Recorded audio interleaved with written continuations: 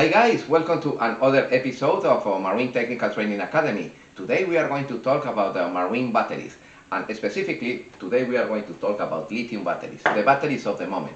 The people love those batteries because with those batteries you can storage more energy, more amps per hour. You can deliver the power slowly in a charge of cycle, short cycle, and in a long cycle of life. Those batteries are for more than 10 years. This is why the cost of inversion at the first time is probably is high, but you recover the money quickly because the span life of those batteries is excellent. Okay, we are going to analyze what happened with those lithium batteries, but before of that, let me explain something about lithium. Why lithium? You remember the periodic table? And you remember where is located lithium? Lithium is located in the group number 1.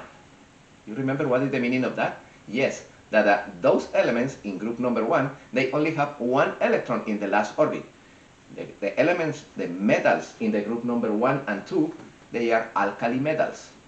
What is the meaning of that? Those metals, they have low level of energy. You remember the table of electronegativities? The element located here in this side, in the left side of the periodic table, they have low level of energy. They normally, when they are related with other metals or with other elements, they release the electron or the two electrons in the last orbit.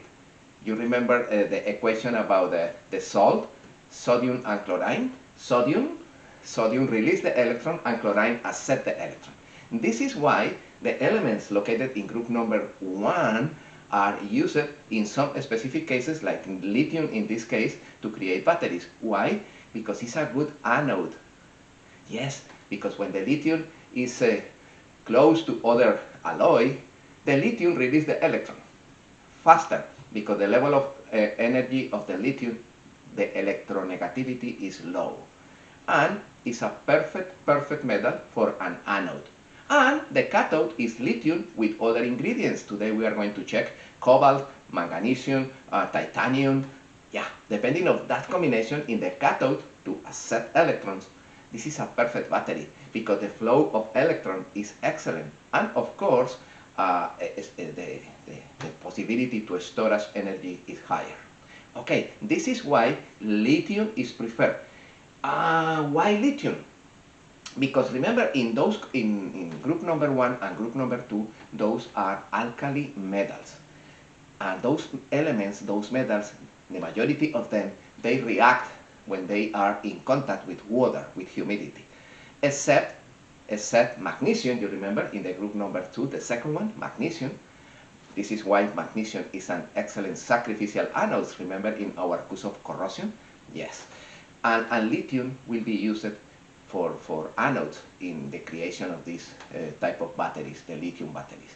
Lithium for the anode and the cathode in different alloys. Lithium combined with magnesium, with titanium, with cobalt, with oxide of aluminum. Now we are going to talk those type of batteries. Okay, it's clear that the anode will be lithium and the cathode combination of lithium with other metals. Okay, this is the battery of lithium.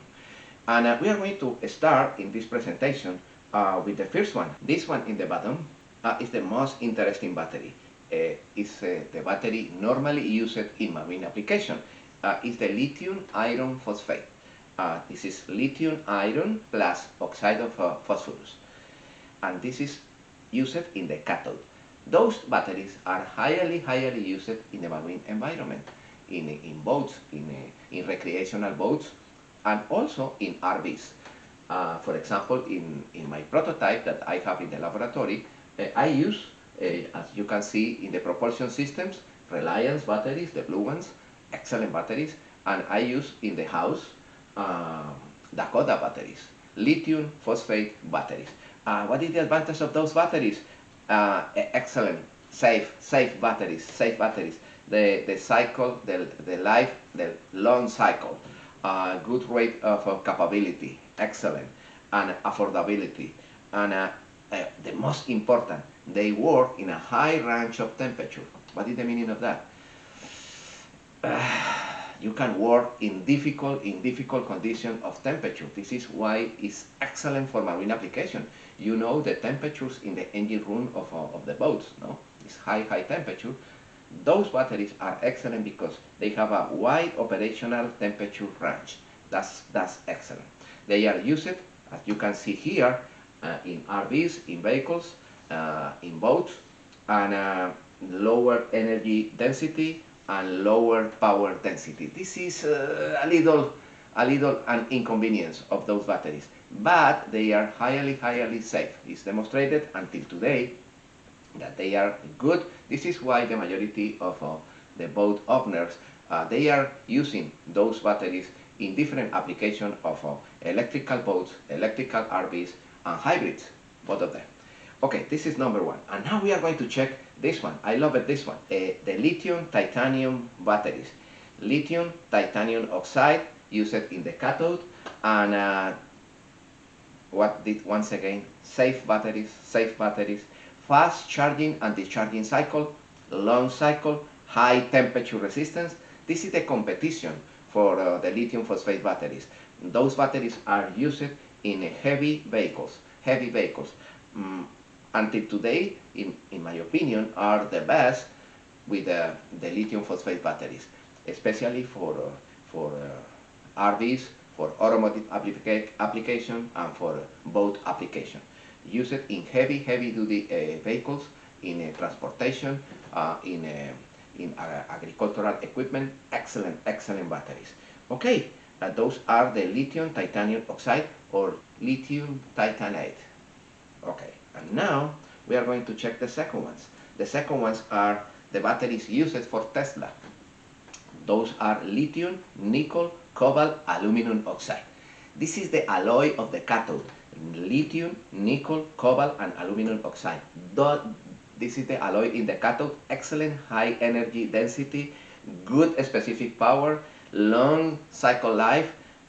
The problem is the high cost, and some cons is safety concerns. There are a couple of explosions occur in California, in the United States, and this is why Tesla is working with those batteries, trying to discover how to improve the safety of those batteries. It's used in the automotive industry.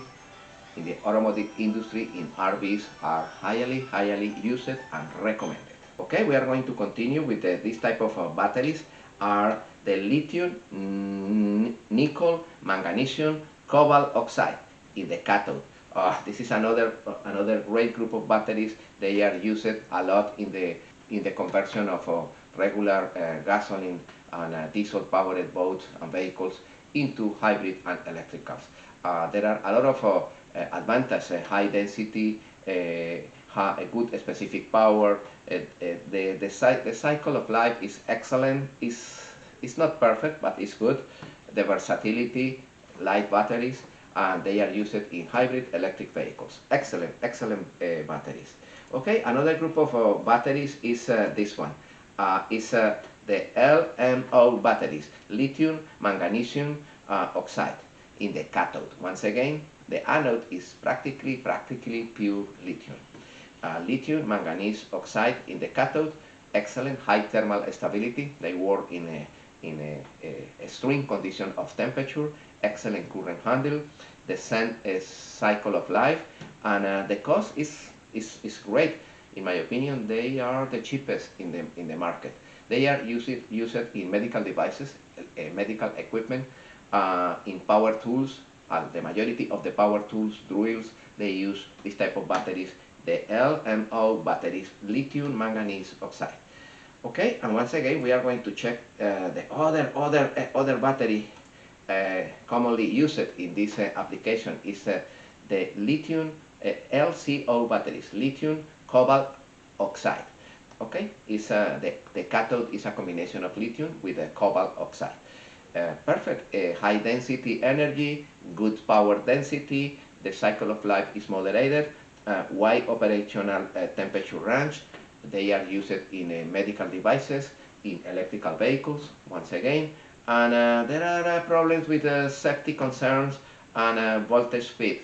Okay, but they are working on that. Those type of batteries are growing faster every day. The batteries have new products. Probably at the end of this episode, we have a new battery or a new version of those batteries.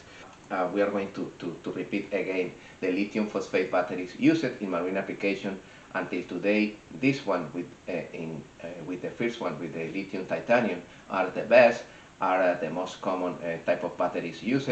And don't forget, I explained in other episodes the process to calculate the capacity of the battery bank, the process to calculate the capacity of the battery charger, and the process to calculate the capacity of the solar panel array.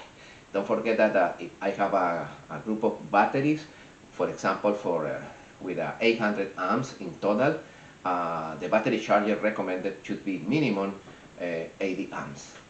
What is the idea? That I need to recharge the battery bank with that battery charger in 10 hours. Of course, if the batteries are fully recharged. The rule is 10%. The capacity of the battery charger should be 10% of the capacity of the battery bank.